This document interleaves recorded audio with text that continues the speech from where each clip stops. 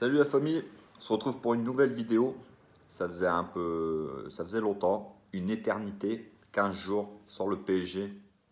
On a eu la trêve internationale avec 3 matchs de l'équipe de France, 3 matchs très décevants des Bleus, même s'ils ont pris 7 points sur 9. On n'a pas vu une grande équipe de France, on n'a pas vu un grand collectif, des matchs poussifs. Mais bref, on va pas s'attarder. On va parler du PSG, notre club de cœur, et ce gros choc demain entre les deux premiers du championnat avec 63 points. Pour les deux équipes, c'est un match certainement décisif pour la course au titre, pour le titre en lui-même. Je pense que le vainqueur du match de demain prendra une sérieuse option pour le titre. Demain, on joue au Parc des Princes à 17h. Donc, on se rappelle du match de Coupe de France il y a un peu plus de 15 jours, qu'on avait gagné 3-0 au Parc des Princes. Mais voilà, il faut se souvenir que c'était quand même des équipes qui avaient été mixtes. C'était pas les 11 de départ type des deux équipes. Donc je m'attends à un match demain un peu plus serré. Je pense que le LOSC va venir jouer sa carte à fond. Il faudra un gros PSG demain pour se sortir de ce match contre Lille, sachant que certains joueurs auront peut-être la tête déjà au Bayern Munich. J'espère pas, parce que demain c'est un match très très très important. Alors maintenant, est-ce que Pochettino va faire tourner l'effectif? Moi personnellement, je pense pas, parce que demain c'est un match qui compte. C'est un gros match. Il n'y a pas que 3 points demain. Il y a plus que ça. Et puis donner du rythme aussi au collectif parisien avant ce match de titan à Munich en Ligue des Champions la semaine prochaine.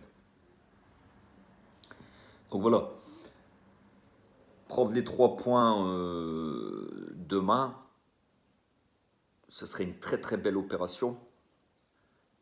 Déjà, on ferait voir à Lille que voilà, on est supérieur à eux. On enverrait un message aussi à la concurrence, parce qu'il ne faut pas oublier que Lyon demain soir aussi se déplace à Lens. Et ce ne sera pas facile pour les Lyonnais. Je peux vous dire qu'ils vont être attendus. Donc si demain on arrive à prendre les 3 points contre Lille et puis que Lyon fait un mauvais résultat à Lens, ce sera tout bénef pour nous. Donc voilà, demain je m'attends à un gros match, un match spectaculaire. Je pense que demain ça peut le faire. Maintenant, il faudra être sérieux, parce qu'avec Lille, on sait que voilà, ils ont une attaque de feu. Il faudra pas être, faudra un gros PSG. De toute façon, on va pas se mentir. Donc voilà. Maintenant, la mauvaise nouvelle, c'est qu'il y a encore pas mal de blessés. Durant cette trêve internationale, il y a eu pas mal de joueurs qui se sont blessés, des joueurs importants de l'effectif. On pense à Marco Verratti. Marco Verratti, c'est vraiment un. Verratti cette saison, voilà, c'est physiquement ça devient inquiétant. Il est souvent blessé. Alors est-ce qu'il a une bonne hygiène de vie ou quoi? On ne sait pas. On sait qu'il fume, voilà, il fume et tout. Alors est-ce qu'il boit de l'alcool? Je ne sais pas. Maintenant, ce qui est sûr, c'est qu'il ne doit pas avoir une si bonne hygiène de vie que ça pour être souvent blessé comme ça, parce que allez, quelques années en arrière, il n'était pas autant blessé. Donc c'est quand même inquiétant. Maintenant, il est forfait pour demain. Ça va nous faire mal dans l'entrejeu. Il serait opérationnel contre le Bayern. Donc, en espérant surtout qu'il revienne, ça serait pas mal.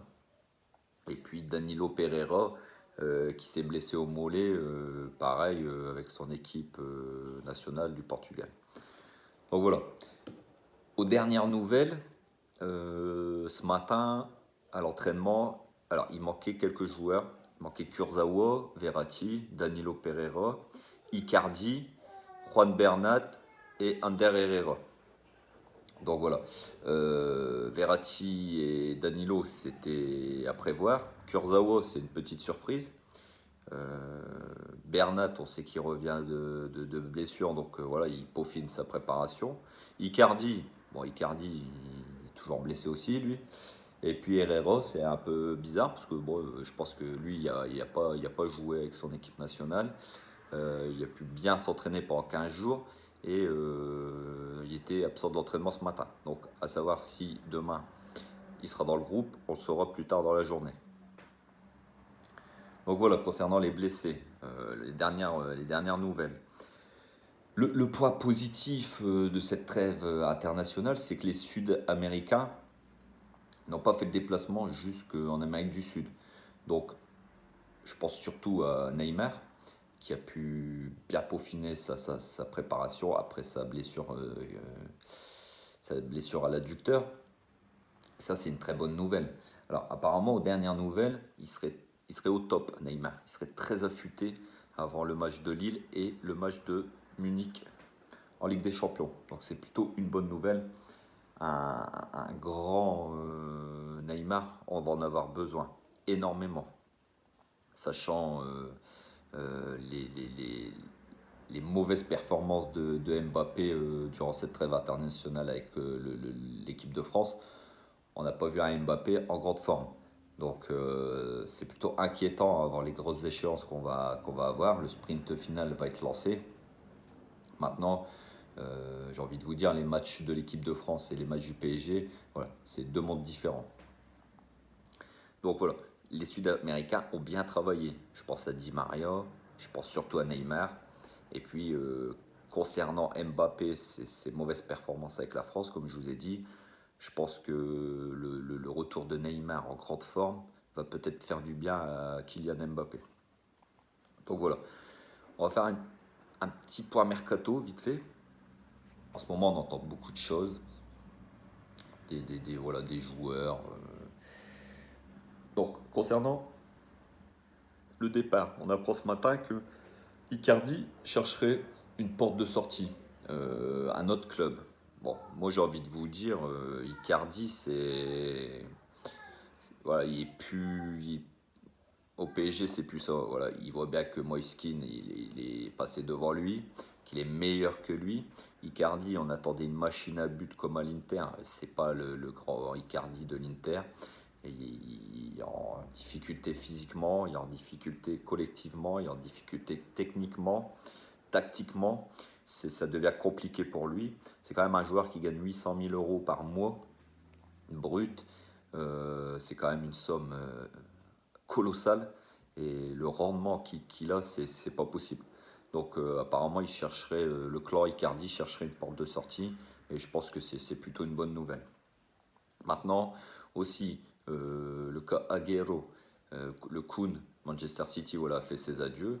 On parle de Barcelone, on parle de la Juve, du PSG.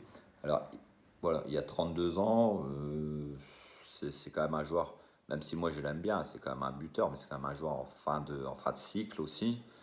Euh, Pourquoi pas? Maintenant, il va falloir se débarrasser d'Icardi. Pourquoi pas? Agüero, c'est quand même voilà, un top joueur quand même si je pense qu'il est en fin de cycle. Ah, peut-être à tenter. Peut-être à tenter. Maintenant, est-ce qu'il va vouloir venir au PSG? Ça, c'est un autre problème. Concernant le cas Messi, hein, qu'on a annoncé, j'ai entendu certaines personnes qui l'annonçaient sur au PSG. Moi, je vous l'ai toujours dit, Messi restera à Barcelone, les gars. Messi restera à Barcelone. Il n'ira pas autre part.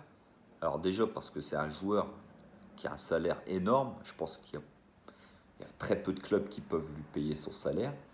Et puis il doit beaucoup de choses à Barcelone.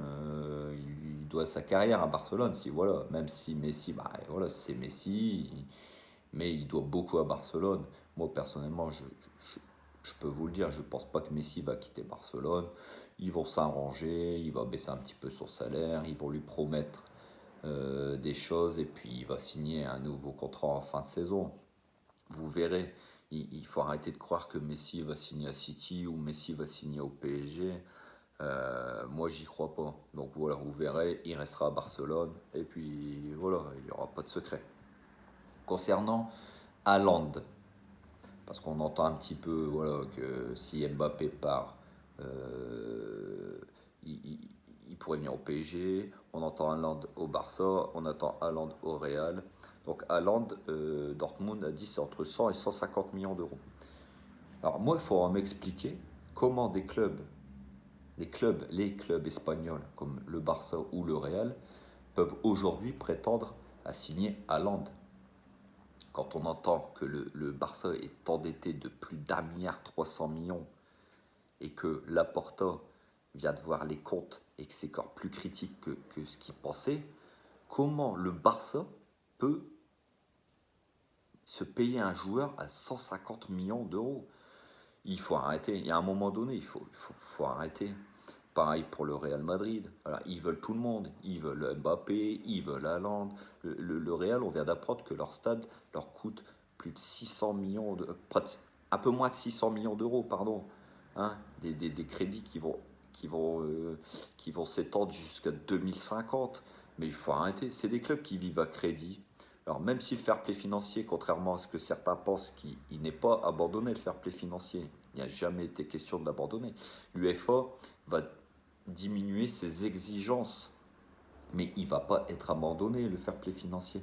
Donc il faut arrêter de me faire croire que des clubs comme le Barça, le Real, qui sont endettés par millions, même par milliards pour le Barça, voilà, comment aujourd'hui ils peuvent se payer des joueurs à 150 millions d'euros. Hein, sachant que le PSG, lui, on sait très bien que ça va être compliqué le mercato, vu que le club, on sait qu'il est endetté, qu'il va avoir un déficit de 204 millions d'euros cette saison, par rapport surtout à la billetterie. Donc on sait qu'on aura un mercato, on va faire un mercato malin, essayer d'acheter des joueurs en frais de contrat, ou des joueurs pas trop chers, ou surtout vendre pour acheter. Alors eux ils veulent acheter tout le monde. Voilà. Donc je sais pas comment ils font. Donc voilà. Concernant le dossier Mbappé.